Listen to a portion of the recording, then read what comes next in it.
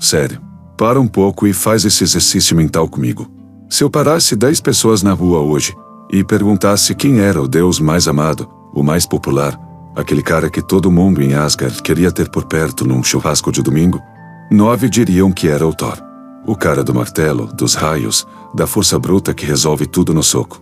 Mas a verdade é que essas 9 pessoas estariam redondamente enganadas. O deus que realmente fazia o coração de Asgard bater não era um guerreiro sedento por sangue. Não era o Thor. Era Balder. E para entender o Balder, você tem que esquecer um pouco essa estética de metal pesado que a gente geralmente associa aos vikings. Imagina um cara que, quando entrava no ambiente, o clima mudava instantaneamente. Sabe aquela sensação de quando o sol bate no seu rosto depois de uma semana inteira de chuva, frio e céu cinza? Aquele alívio que faz você fechar os olhos e respirar fundo, sentindo que, por um segundo, tá tudo bem no mundo. Isso era o Balder. Literalmente. Ele era o deus da luz, da alegria e da beleza. Mas não era uma beleza fútil, tipo esses filtros de Instagram que a gente vê por aí. Era uma beleza que emanora justiça e clareza. O cara era tão magnético que o simples caminhar dele trazia uma felicidade irracional para qualquer ser vivo que tivesse por perto. Deuses, gigantes, anões, animais, todo mundo simplesmente baixava a guarda quando ele chegava. E é aqui que o negócio fica interessante, e honestamente um pouco bizarro para quem está acostumado com a mitologia nórdica raiz. Pensa no cenário comigo. Asgard é um reino forjado no aço e no sangue. É um lugar habitado por seres que vivem e morrem pela espada, que sonham em ser estraçalhados no campo de batalha só para ganhar um ticket de entrada pro Valhalla. Todo mundo lá tá o tempo todo com a mão no cabo do machado, olhando por cima do ombro, esperando a próxima briga.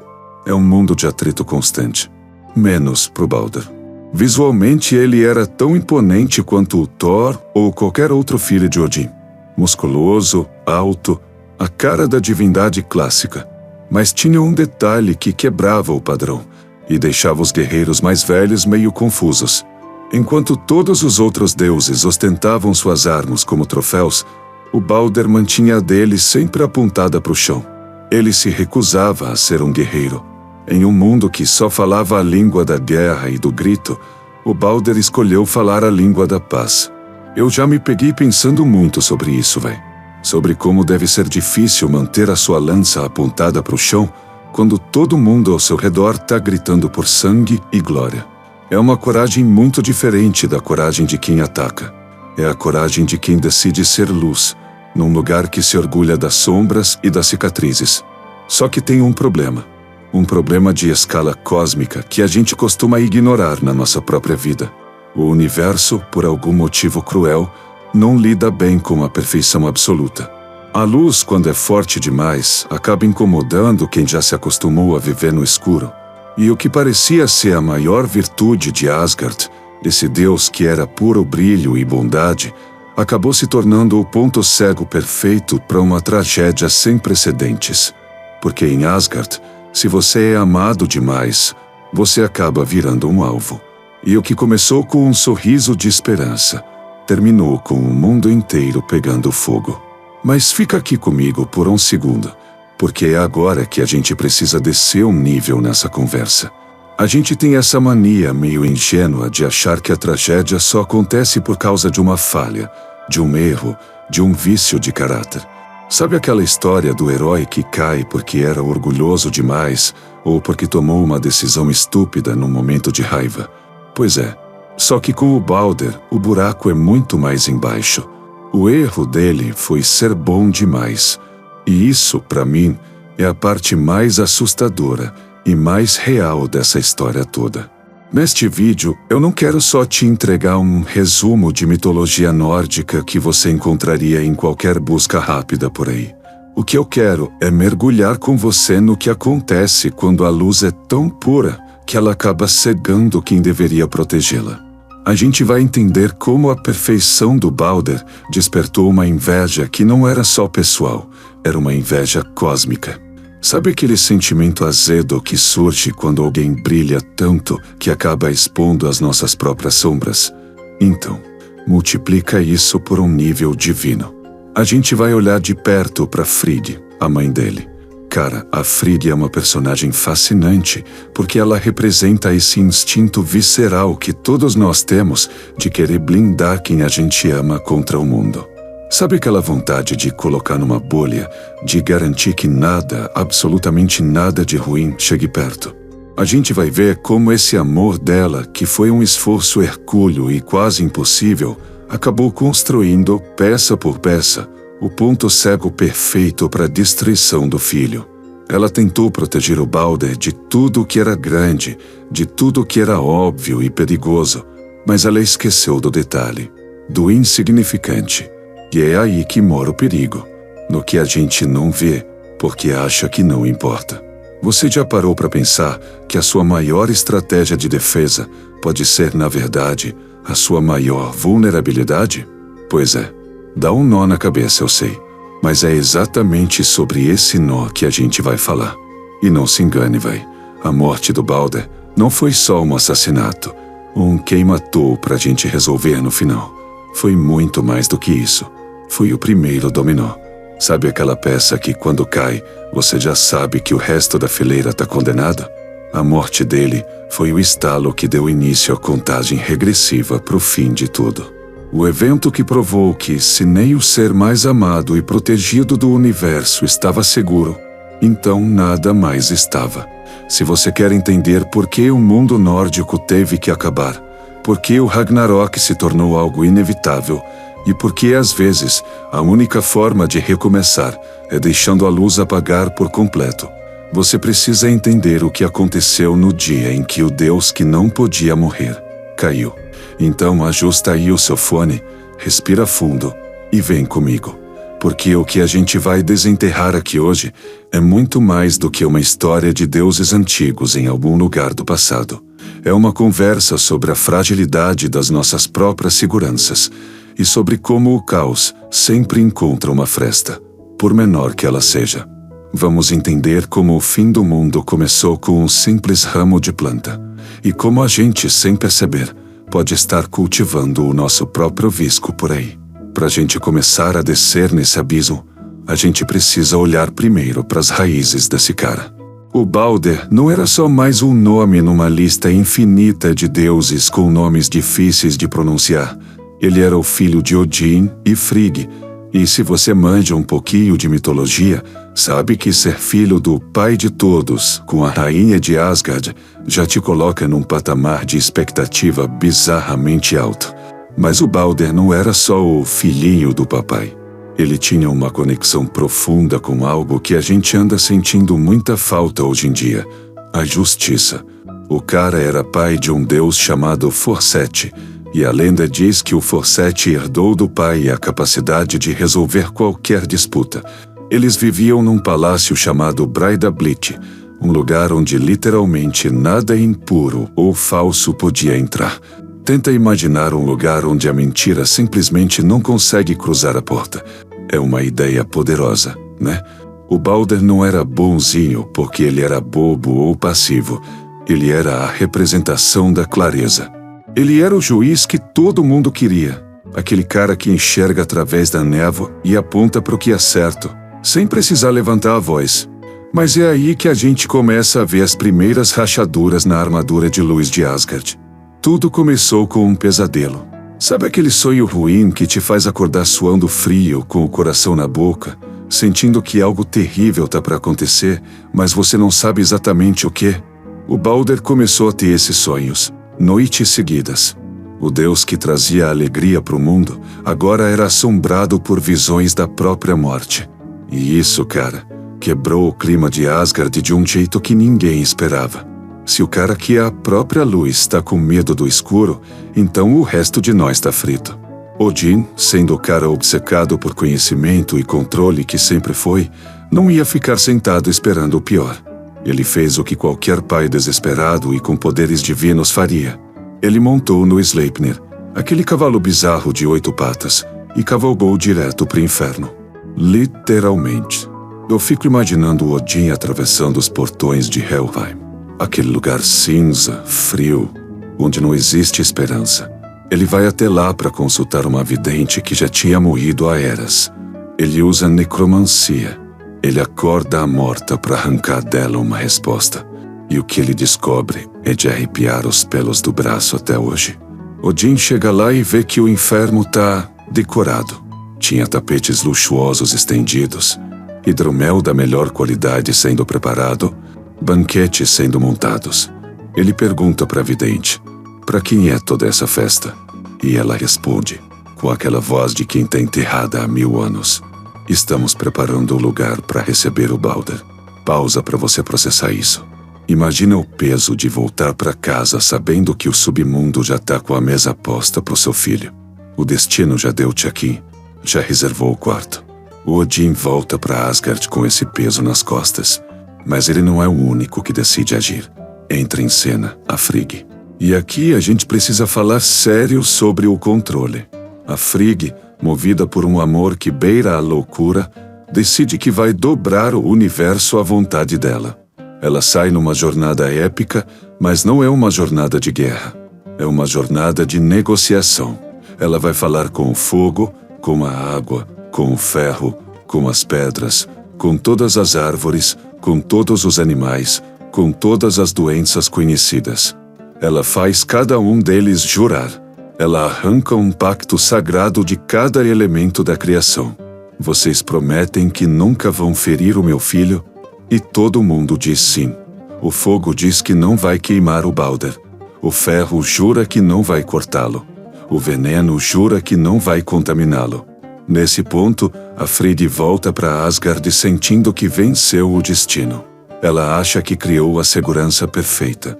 E o que acontece depois disso é uma das coisas mais estranhas da mitologia. Os deuses, em vez de ficarem aliviados e irem ler um livro ou algo assim, transformam a invulnerabilidade do Balder numa brincadeira de festa. Sim, os caras ficaram tão entediados e tão impressionados com o fato de o Balder não morrer que eles inventaram um jogo. O jogo de atirar coisas no Balder. Eu não tô brincando. Imagina um círculo de divindades, todo mundo já meio alto de hidromel, e o Balder ali no meio, rindo. Um cara pega um machado e joga com toda a força no peito dele. O machado bate e cai no chão, como se tivesse batido numa parede de borracha. Outro cara atira uma lança. Outro joga pedras imensas. Nada. Nenhum arranhão. Nenhuma marca roxa. Era o entretenimento supremo de Asgard, ver a morte ser humilhada em público. Mas vamos cair na real aqui por um segundo.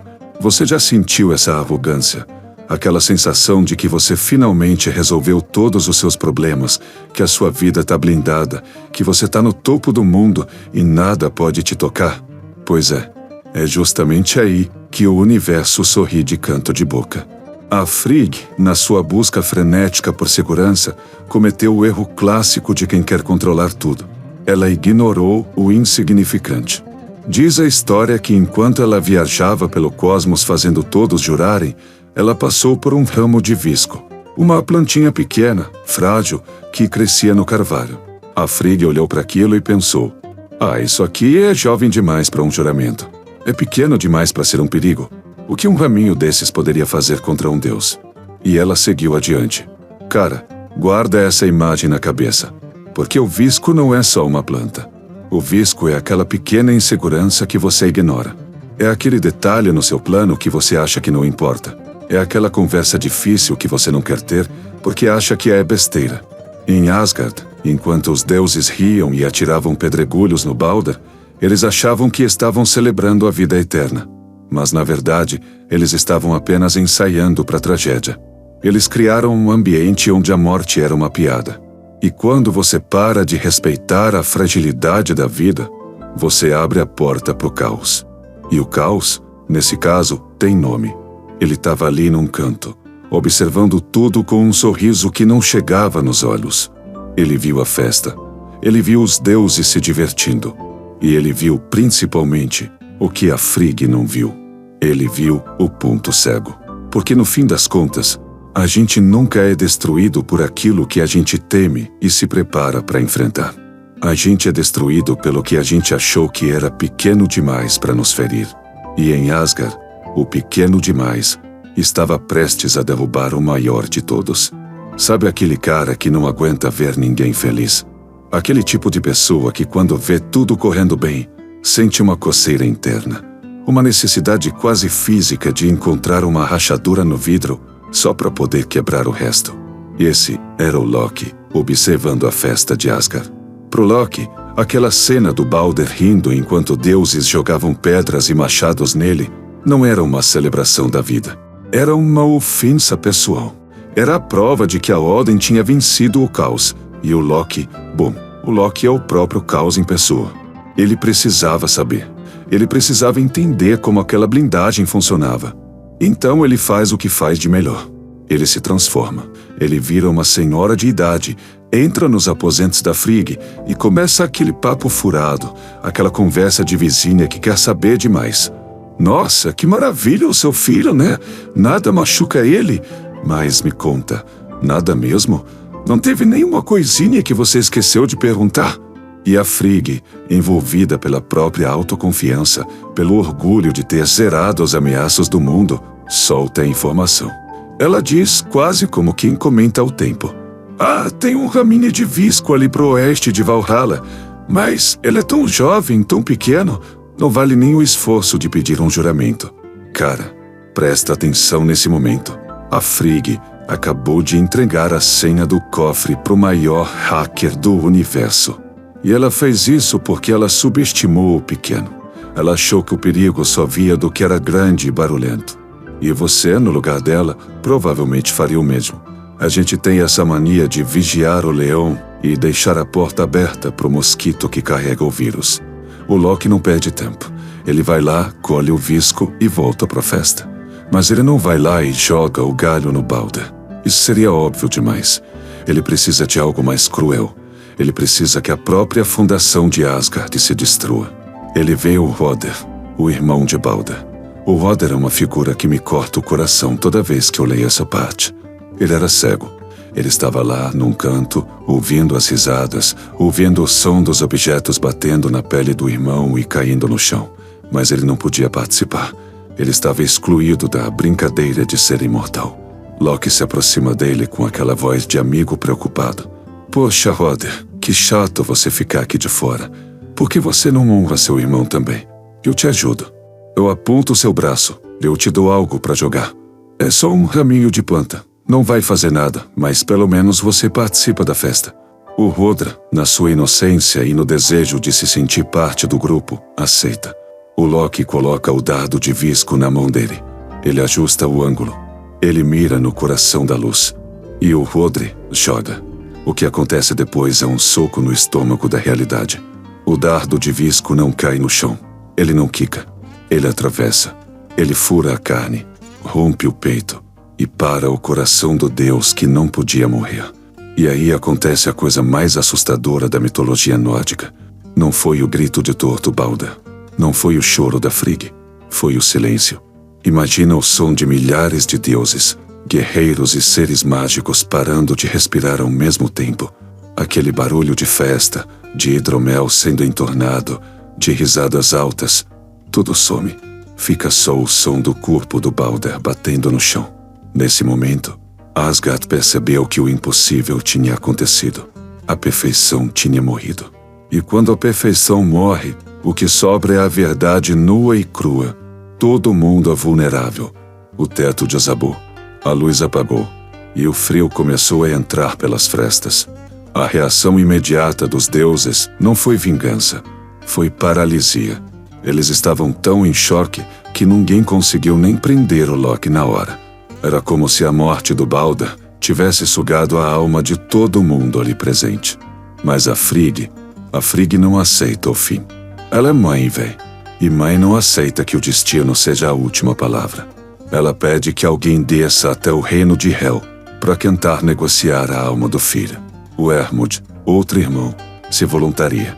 Ele cavalga 9 dias e 9 noites por vales tão escuros que ele não consegue enxergar a própria mão. Ele chega no reino dos mortos, vê o Balder lá, sentado numa cadeira de honra, mas pálido, triste, sem aquele brilho. Ele implora para Hel, a deusa do submundo. Todo o universo chora por ele. Devolva-o. O mundo ficou cinza sem o Balder. E a Hel, que não é boba, Faz uma proposta que parece justa, mas que é o teste final de humanidade do cosmos. Ela diz: beleza, se todas as coisas do mundo, vivas ou mortas, chorarem pelo Balder, ele pode voltar. Mas se uma única coisa, uma só, se recusar a chorar, ele fica comigo até o fim dos tempos. Os deuses saem em missão. E cara, imagina essa cena. Eles perguntam para as pedras, e as pedras choram. Perguntam para as árvores, e as árvores choram. O ferro, o fogo, os gigantes, os animais. O universo inteiro entra num estado de luto absoluto. O mundo está literalmente inundado de lágrimas. Eles estão quase conseguindo. Eles encontram uma giganta chamada Toki, sentada numa caverna. Eles explicam a situação. Chora pelo Balder, por favor. Só falta você para ele voltar. E ela, com um olhar de gelo, diz as palavras que selaram o destino do universo. Toki chorará lágrimas secas pelo funeral de Balder. Eu não tive nenhum ganho com ele, vivo ou morto, desde que El guarde o que ela tem. Aquela giganta, como você já deve ter desconfiado, era o Loki disfarçada. E é aqui que a ficha cai de um jeito doloroso. O Balder não morreu só por causa de um dardo de visco. Ele morreu, e permaneceu morto, por causa de uma única gota de ressentimento que se recusou a ser derramada. O Loki provou que, por mais que o mundo inteiro queira a luz, basta uma vontade cínica e amarga para manter o mundo nas sombras. Quando Hermod volta com a notícia de que a giganta se recusou a chorar, Asgard entende que não tem mais volta. O Balder vai ficar lá, no frio, no escuro. E sabe o que isso significa na prática? Significa que a contagem regressiva para o Ragnarok começou. O evento que era apenas uma profecia distante, algo que eles achavam que podiam evitar, agora é uma certeza matemática. Sem a luz do Balder para equilibrar as coisas, o ódio vai crescer. O inverno vai durar 3 anos seguidos, e os lobos vão finalmente alcançar o sol e a lua. O visco, aquela plantinha de nada, não derrubou só um deus. Ele derrubou a esperança de que o mundo pudesse ser eterno. Isso me faz pensar muito sobre as toques que a gente carrega por aí. Sabe aquela parte da nossa mente que se recusa a perdoar? Aquela parte que prefere ver o mundo pegar fogo do que admitir que algo bonito aconteceu? Pois é, o Loki não é um monstro externo. O Loki é a personificação dessa resistência que a gente tem ao que é puro e bom. Simplesmente porque o que é puro e bom faz a gente se sentir pequeno. Em Asgard, a luz se apagou. E o que sobrou foi o barulho do vento gelado soprando por corredores que antes eram cheios de música. O fim do mundo não começou com uma explosão. Começou com uma lágrima que não caiu. É engraçado como as histórias que mais nos assombram são aquelas que se recusam a morrer, mesmo quando o herói delas vira pó há milhares de anos. O Balder hoje está em todo lugar, se você parar para reparar. Se você joga videogame, talvez tenha passado dezenas de horas explorando o universo de Baldur's Gate, tentando entender o peso daquele nome. Ou tenha visto uma versão dele aparecer nos filmes da Marvel, todo heróico e brilhante entre deuses e alienígenas. Mas a real é que essas versões modernas, por mais legais que sejam, raramente conseguem capturar o frio na espinha que o mito original deixa na gente. Porque o mito do Balder não é sobre um superpoder de invulnerabilidade, é sobre uma falha de sistema. Sabe, eu passei muito tempo da minha vida tentando construir a minha própria versão da proteção da Frigg. Eu achava que se eu fizesse tudo certo, se eu fosse impecável no meu trabalho, se eu fosse o amigo perfeito, o filho presente, o profissional que nunca deixa a peteca cair, eu estaria imune ao caos.